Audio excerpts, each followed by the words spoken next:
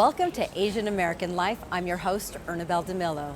I'm in the heart of Chinatown, where right behind me is a mural paying tribute to legendary photojournalist Corky Lee. Corky spent his life documenting the people who live in this community and Chinatown's rich history. The mural is part of the Chinatown Mural Project, founded by Karlin, a close friend of the late photographer. The artwork pays tribute to Lee's service and his personal mission to redo the photo of the completion of the Transcontinental Railroad, this time including the descendants of the Chinese railroad workers who were left out of the original photo. The mural is located on Doyer Street, which will become a pedestrian-only street closed to cars permanently starting this fall.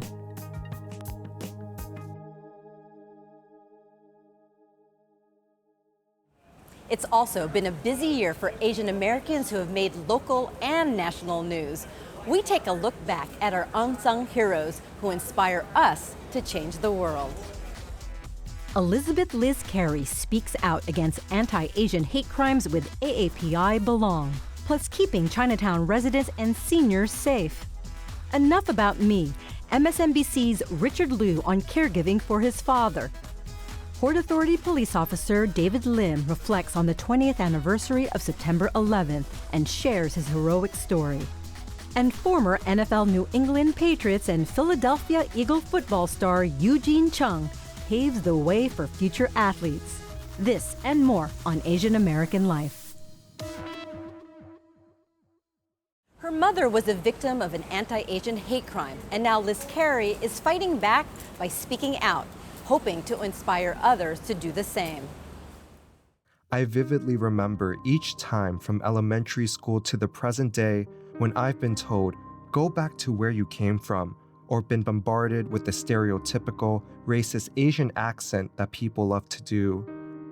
This is just one of many anonymous stories on the website AAPI Belong.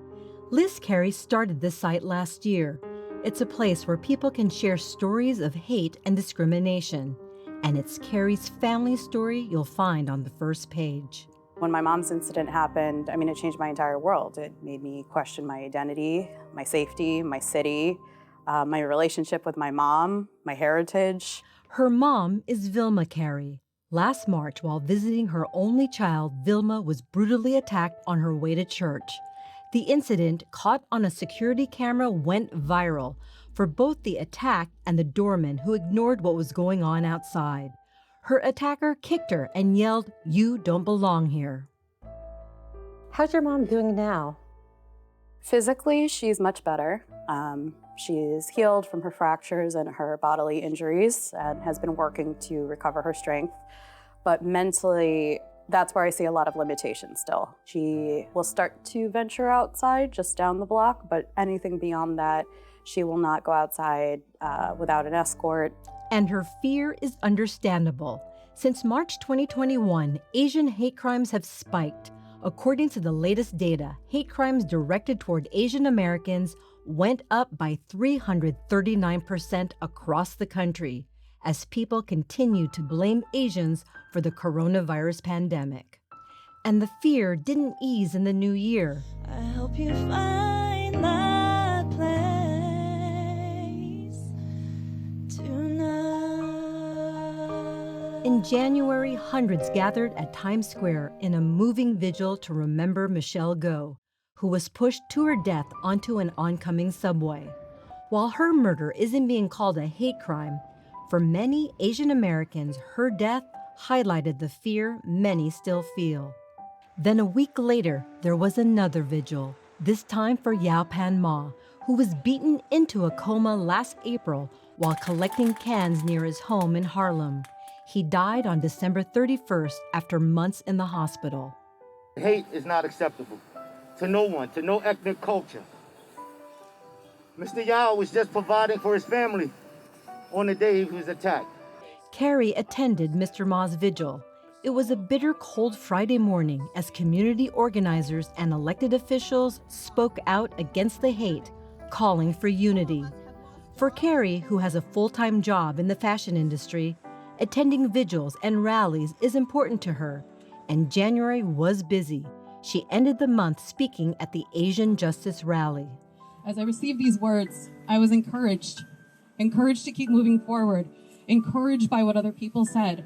I saw that we weren't alone, and I saw that people experienced it, and I thought, how could this be possible, and why is no one doing anything about this? You know, it's just been a whole year of learning and even changing as a person, where I find myself being more vocal and talking about not only my story, but having a little bit more courage to present my perspective on things that maybe I wouldn't have prior to this. Like many Asians, Kari's mom, who is Filipino, wanted to keep her incident private. While we were at the hospital, of course, she said, I don't want anybody to know. I don't want to tell the family now. I don't want to worry them. I just want to focus on getting home and recovering. But they didn't have a choice when the video went viral. They found themselves thrust into the glaring media spotlight.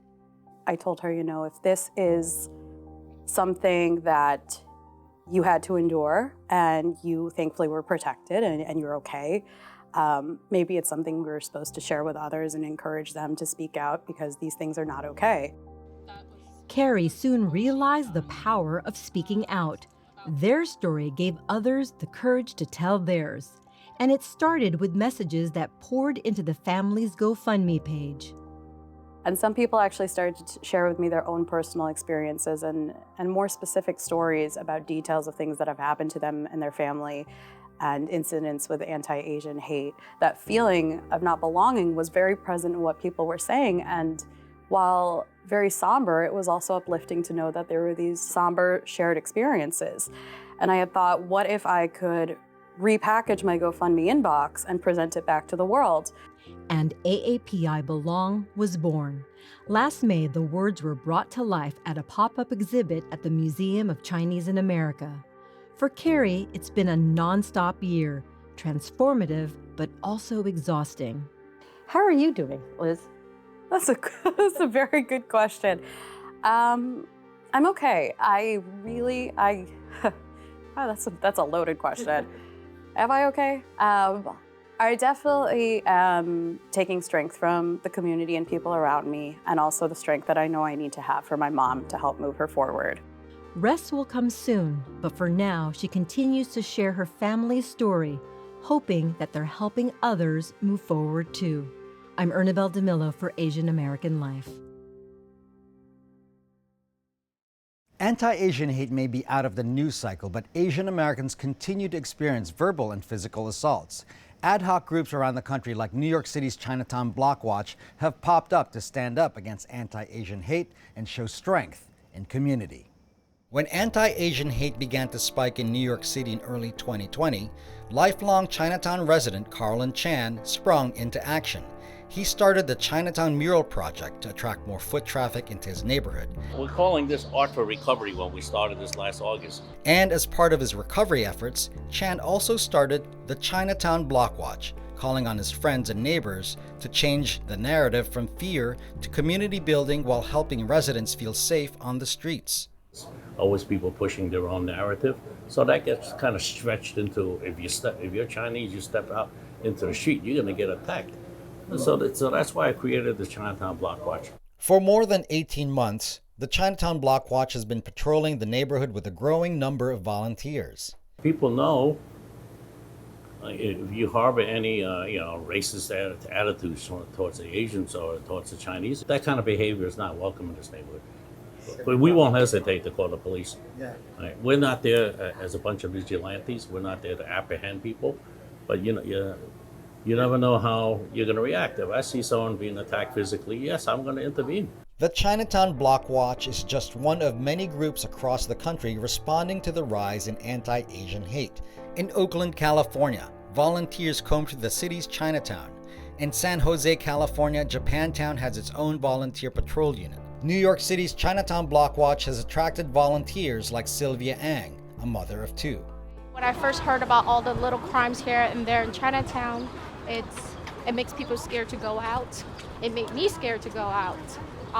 Even just simple errands like going to do grocery. So when the group was formed, I thought it was a brilliant idea. why not we all go out and just keep an eye on each other?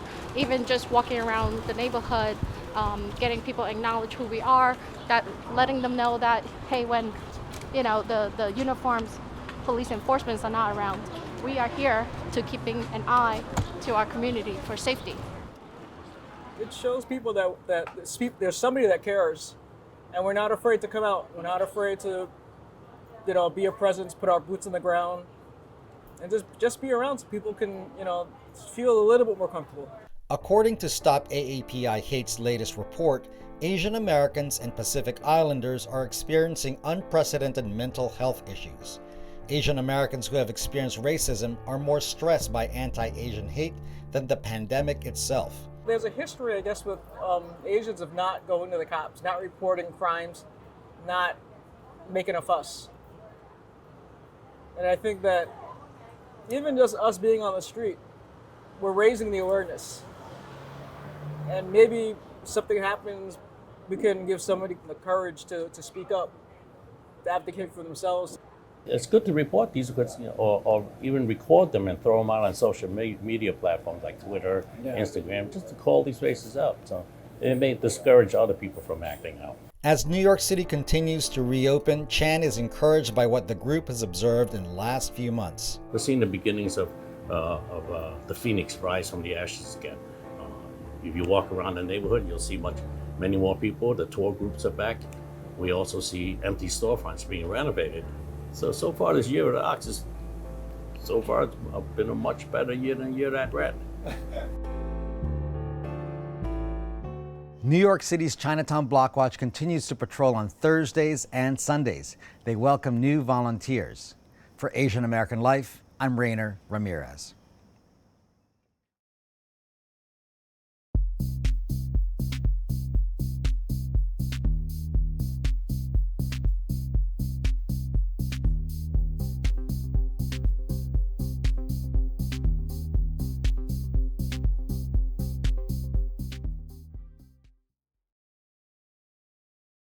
I'm Kyung Yoon.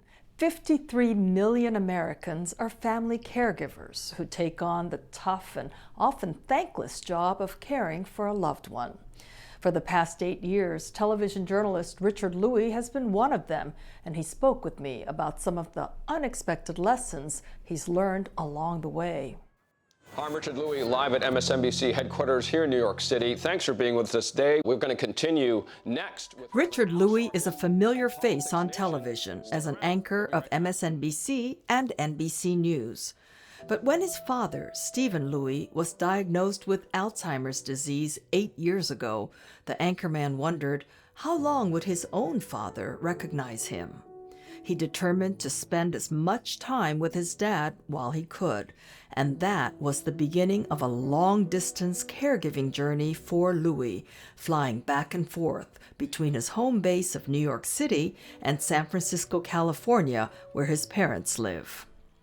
I've been traveling back and forth, Kyung, for 6 years now, and put in probably 300,000 miles a year typically. It's obviously difficult, but I am so grateful that I've been able to spend 8 years with him living with Alzheimer's.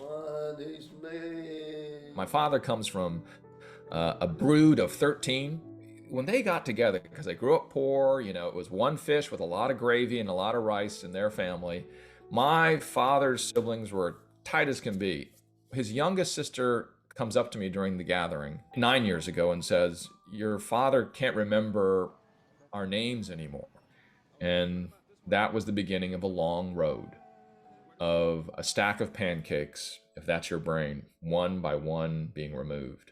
Lui says that as hard as it's been to see the decline in his once vibrant father, who had been a Presbyterian minister and a social worker, there have also been silver linings.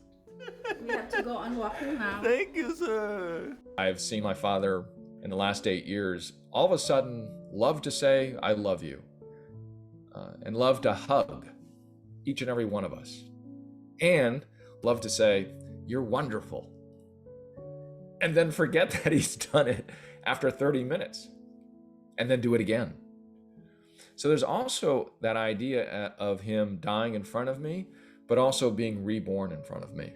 The other unexpected change that Lui saw was in himself, that in making hard choices like cutting back his work hours to care for his father and daily small decisions to put his dad's needs ahead of his own, he found joy and meaning in his life. When we consider the ideas of caregiving or being selfless, that a dollar taken out of my wallet is minus $1, right? Instead, I think what I've discovered as a caregiver, sometimes it's 1 + 1 = 3. It's not a zero-sum game. Lui began to see selflessness as a muscle that gets stronger with regular practice, not only when individuals are caring for loved ones, but in how they treat their neighbors and even strangers. And this led Lui to write a book, Enough About Me, The Unexpected Power of Selflessness, that was published earlier this year. As we have lived through a very difficult time in our country regarding race, and we've all of a sudden been asked, when do I stand up for that person and how do I stand up for that person that's facing harassment just because of the color of their skin? It's a very similar dynamic. Once we learn how to act, that's a little bit more muscle tone. We get better, we get stronger at it. Richard Lui says his father's condition declined further during COVID, and those days when he could hug and say, "I love you," are long gone. But no matter what the future holds, he says he is grateful to his dad for helping him see selflessness in a new light and to use his voice to champion the value of putting others first. I'm Kyung Yoon for Asian American Life.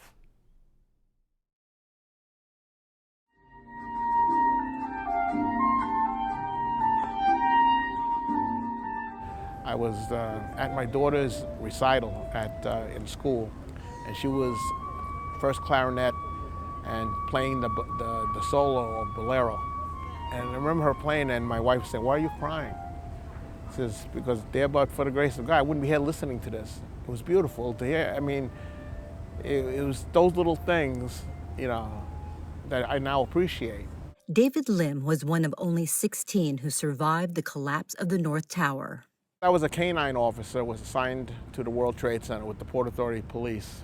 On that fateful day, he and his partner Cirrus, a golden lab, had just finished checking trucks for bombs and explosives. So we're sitting there, and all of a sudden, I feel the building shake, right? You have to remember, I'm in the basement of 2 World Trade Center.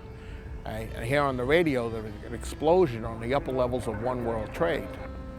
So my first thought was, I turned around to Cirrus and said, "Oh my God, one must have got by us. Something on a truck got in and they got upstairs." And I said, "Listen, you stay here. I'm gonna go help the people in the other building and I'll come back and get you." I'm down in the lobby, I can read you. But Lim never had the opportunity to go back. As he was helping people evacuate the North Tower, the unthinkable happened. My best description, it was like a hurricane because of the wind was pancaking and the floors all the way down. I could hear it as it was coming. Lim had been running down the stairwell when he stopped to help Josephine Harris, a Port Authority employee who was having trouble. That decision saved his life. I grabbed Josephine, and firefighter Billy Butler grabbed the other side, and we started taking her down. I remember Captain Mazza turning around and saying, "Davey, leave her with the firemen, go out with us," And I was like, "Well, I already have her, I'm right behind you." Seconds later, 110 floors of concrete and steel collapsed around them. Lim, along with 12 firefighters and 3 civilians, including Harris, were in a pocket of the tower that stayed intact. They were dubbed the survivors of Stairwell B. I met Lim 20 years ago when he first told me his story when I worked at Fox 5. Today, we meet again at the dog park dedicated to his former partner Cirrus, who died in the terrorist attack. A lot of people for some reason, use the expression that, God saved you for another purpose, that you're special in that regard. And my answer is, I'm no more special than those other 3,000 people that were killed. After the tragedy, Lim was lauded for his heroism. He's still a hero today. 2 young PAPD officers stopped by, excited to meet him. The self-described introvert found himself thrust into the spotlight after 9/11. Our heroes will now open the marketplace. I remember my sergeant told me, he said, "Listen, Dave, I have 1,000 men out there digging, but I only have you right, and a few other people to go out and tell the story about what happened and represent our department. So I'm asking you to do this. So I have to speak now for those who can no longer speak. I guess that's where it lies heaviest for me. I have a unique perspective in that not only am I a police officer that survived the collapse, but I'm an Asian police officer that survived. And I feel sort of responsibility to be a good role model, you know, to let people know that, you know, that if you want to be a police officer, what you call, you know, as an Asian, you know, it's an honorable profession. Lim was born in Chinatown and grew up in far Rockaway, Queens, where his parents owned a takeout restaurant. It was there his career came calling. A lot of police officers would come to, you know, pick up their meals, and they would talk to me and my brother about their stories, about what they do. And I discovered that it wasn't so much like what you see on TV with, you know, cops shooting bad guys. It was more about helping people, you know, people that are hurt, people in accidents, stuff like that, CPR, things like that. So I felt that would be a good profession for me to follow into. Lim retired in 2014. Today, he and his wife, who are big Met fans, hope to continue their pre-COVID travels visiting ballparks across the country, all the while counting his blessings. This thing taught me to appreciate the little things in life, but it also taught me not to sweat the little things in life. You know, like when something bad happens and, you know, you go, well, nothing can be that bad compared to what I went through, you know, and it's carried me through for these last 20 years. I'm Ernabelle DeMillo for Asian American Life. I'm Minnie Rowe. Seeing Asian Americans competing in professional sports is no longer considered rare or noteworthy. But there was a time when that was not the case. In 1992, Eugene Chung made headlines when he became the first Korean American to be drafted in the first round in the NFL. And he continues to make headlines to this day. There's no doubt that this was the pinnacle of Eugene Chung's groundbreaking career in the NFL. As an assistant coach for the Philadelphia Eagles, Chung played an integral role in the team's victory in Super Bowl 52. This game took about 5 years off my life. To be able to wear this and say you were a world champion, you're a Super Bowl champion. And as kids, we watched it. You know, it's absolutely just, it's phenomenal, it's surreal. Chung's journey in the NFL began in 1992 when the New England Patriots drafted him in the first round from Virginia Tech. His career also included time with the Jacksonville Jaguars, Indianapolis Colts, Kansas City Chiefs, and the Philadelphia Eagles, which culminated in that Super Bowl win against his old team, the Patriots. Don't let anybody tell you you can't, because I've had plenty of people tell me I can't from an early age, and this is proof. And this is one of the proofs right here, this ring that I always look at. But his path to success was not always an easy one. In an interview with The Undefeated, Chung says that as a kid in high school in Virginia, fans would heckle him when he took the field, telling him to go home, you don't belong here. He says even his own coaching staff made racist remarks. One told him there was no way he would ever play Division I football because he was, quote, Oriental. I had like a bullseye on my back when it came to that, you know, and it was a big bullseye. I would get it from teammates, I would get it from coaches, I would get it from other players in the league and the fans. I mean, it was amazing that the things that were said to me. But even more disturbing is his allegation that racism is pervasive in the NFL. In May 2021, Chung made headlines again, this time when he alleged that during an interview for a head coach position, he was told that he was not the right minority. It was emotionally paralyzing. And when that was said to me, I was like, this needs to be brought to light now, because this needs to be fixed, and maybe they don't know. After investigating Jung's claims, the NFL released a statement saying, after multiple discussions, we were unable to confirm the precise statement that was made, or by whom, and under what circumstances. And despite not reaching a conclusion in the matter, the NFL would use this occasion to reinforce the commitment to ensure diverse, inclusive, and respectful workforces on and off the field. They're chasing the wrong problem. They're not chasing the snake. They need to heal the wound. If a snake bites you and slithers off into the bush, do you go and try to kill the snake? No, let's heal the wound. And the wound is that narrative right there. Let's clarify it so it puts everyone at peace and everyone at rest, and make sure it's done that way. Chung says he doesn't hold a grudge against the league. In fact, his dream is to promote the sport he loves, to mentor youth, especially in Asia, to raise awareness about American football and make the sport more inclusive on a global level. I'm not going to let any of this define who I am. I'm on to bigger and better things to help people out, to help kids out, and to bring everyone closer and to kind of break down all barriers when it comes to this. I'm Minnie Rowe with Asian American Life.